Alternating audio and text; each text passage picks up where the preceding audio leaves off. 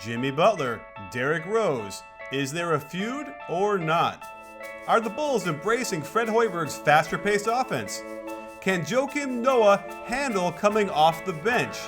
The only question left is, say it with me, you win?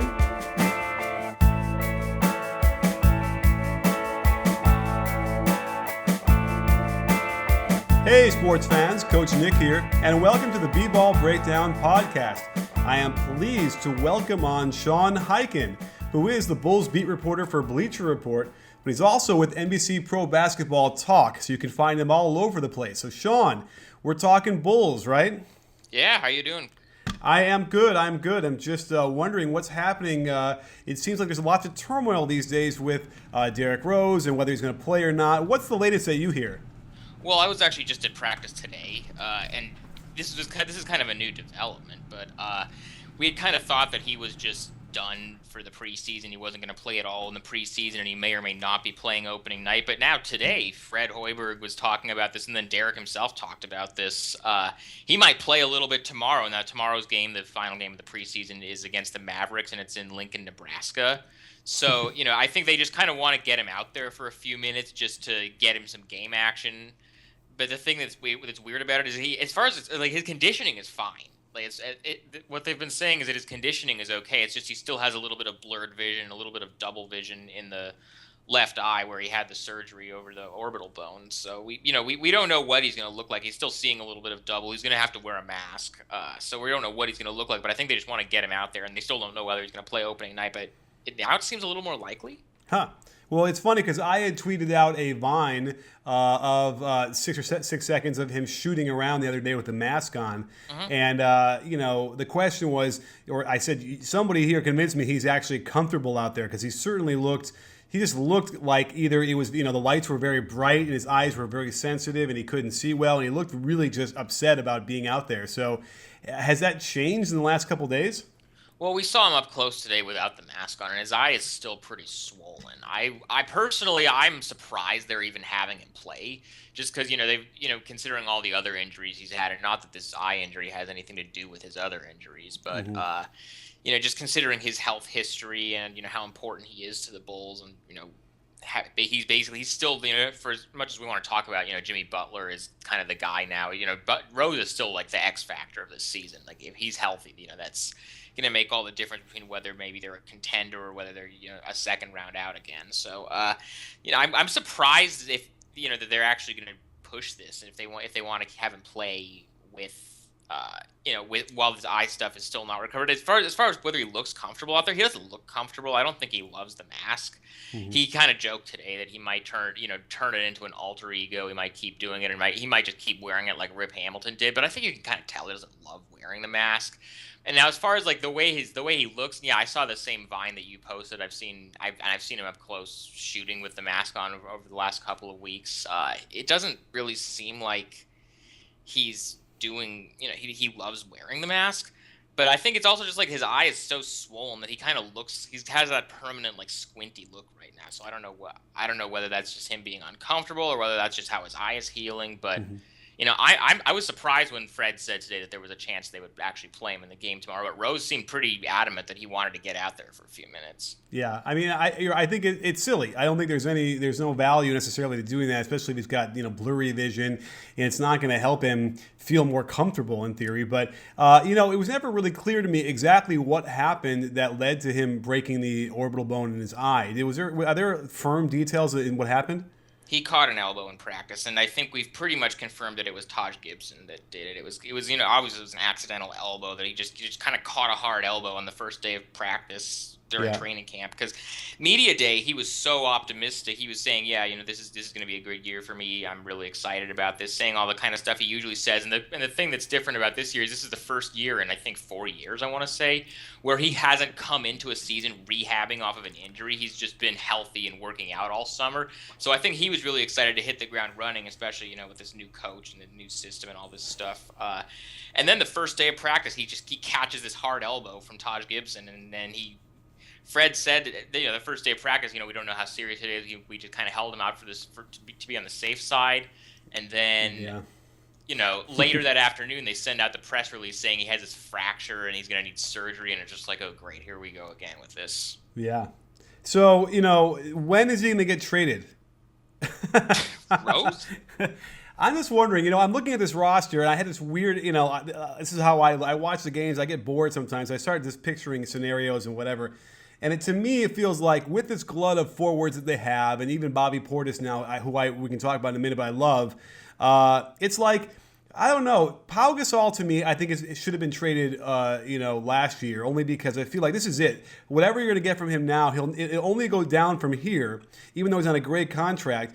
And so this is how crazy I am. I start thinking about like, oh, what if they packaged Pau and Derrick Rose together? And like, I don't know even what they would do with that or trade for that, but what would happen if they even considered that?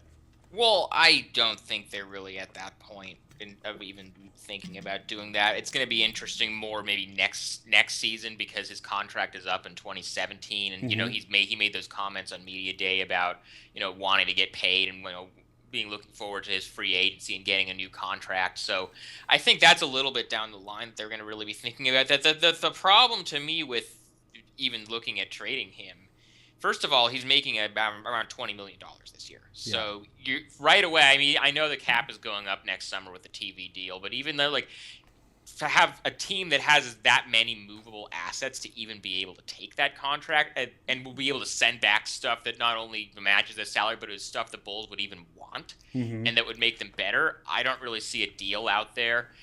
And the other thing is unless you're getting a starting caliber point guard back, the Bulls' other options at point guard are still Kirk Hinrich and Aaron Brooks. So if you trade Derrick Rose, and you can talk as much as you want about he's not the player he was in 2011. Obviously, he isn't. But even like an 80% version of Derrick Rose is better than those two players. That is so, true. and I agree with you. I think it would be smart to look at trading, a Pau Gasol or somebody in the front court just because there's such a glut of guys that it's really going to be difficult to find minutes for everybody. Joakim Noah is in a contract year. Pau can opt out, and he's also getting up there in years. Taj Gibson is the guy that's kind of thrown around the most as the one that could get traded because he has a really good contract and he's kind of come off the bench his whole career and he could start on a lot of teams. So, that's kind of an interesting situation to monitor. But as far as like who they might trade, I really just don't think Derrick Rose is in that at all right now. Fair enough. Now, let me ask you, I come from Chicago and I grew up there and I know what the mentality is like of the sports fans there for sure. We've heard Derrick Rose say some things in the last year or two and do things in a way that's been maybe problematic. What are the Chicago fans feeling about him? Are they still all in on him? I think there's definitely a shifting mood. Just based on, and this is just based on like what I've seen on Twitter and what I've seen from other media people and what I've heard on the radio, and just kind of this is not necessarily reflective of my own views because I generally think that people are too hard on him for a lot of this stuff that they maybe shouldn't be, but and that like in terms of my own personal views on the matter. But yeah, I think there is a sense of he is talking about getting talking about wanting to get this new contract in a year when he's a free agent, and he's played 100 games in the last 4 years, and it's there's some talk about that. I think there's still a lot of stuff about him being him not coming back right immediately when he was cleared the first time with the ACL when he was medically cleared, and then he decided to sit out just to be on the safe side. I think there's still whether fairly or not, I think there's still a little bit of resentment from that.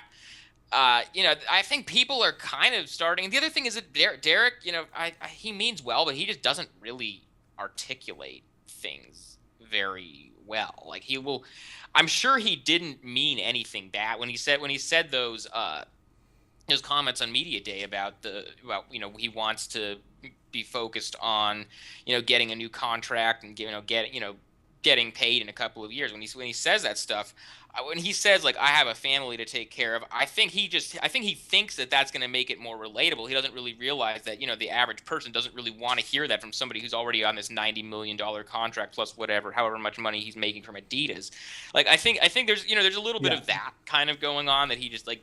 And the other thing is like he in the past, like when he's had these surgeries and they've announced, and people have asked him when he's going to come back, and he says, I don't know. Like, actually, the first time I was really around this, I moved to Chicago. The first year that I was in Chicago was the 2013-14 season, which was the year where he played about 10 games and then had the meniscus. Okay. So that was his second major knee injury. So then, a little bit after he had that surgery, he did a press conference. I remember this because this was like the day of the Miami game. This was during shoot around.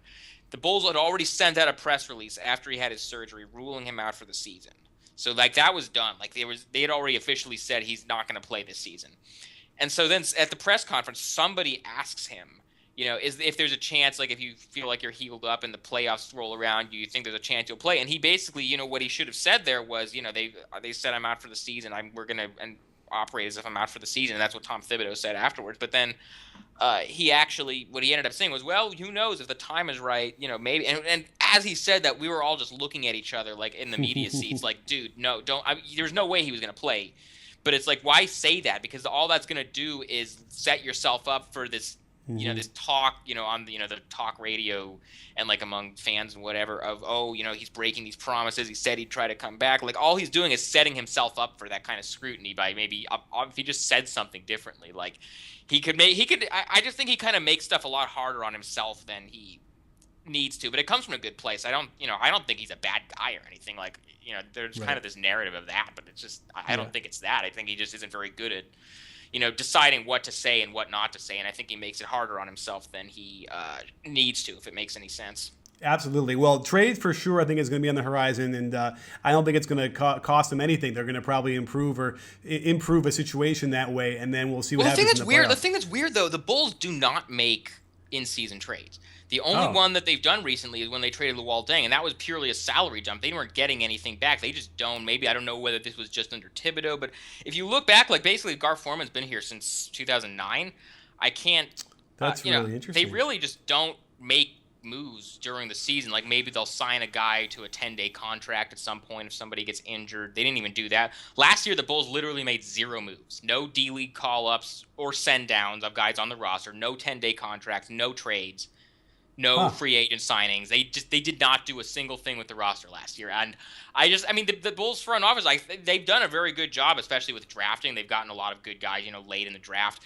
But they're kind of conservative with how they do things. They aren't really creative with how they look for trades. I think, they certainly would have a motivation now to trade, either Noah or Gibson or Gasol or one of these guys. I just, just based on their track record, I don't think there's a great chance of that actually happening until next summer. That's interesting because, the one other team I've always noticed that happening with is the Spurs. They almost never add a rotation player or anything like that after the season starts. Well, even the Spurs, when a couple years ago, when the Bobcats bought out Boris Diaw, they brought him in and they, kind of made him an actual part of their rotation. They've done that with guys in the past. It's just, you're right. They don't do it very often. But the Spurs are the Spurs. You can't really compare the Spurs to anybody else because their culture is so different from everybody else. Their track record, it's almost not even fair to compare them to anybody else. But the Bulls they don't really make a lot of in-season moves. But I think if I had to handicap which of the guys is going to be the most likely to get traded, it's probably Taj, because I think he has the most value around the league. He has a really good contract. He's making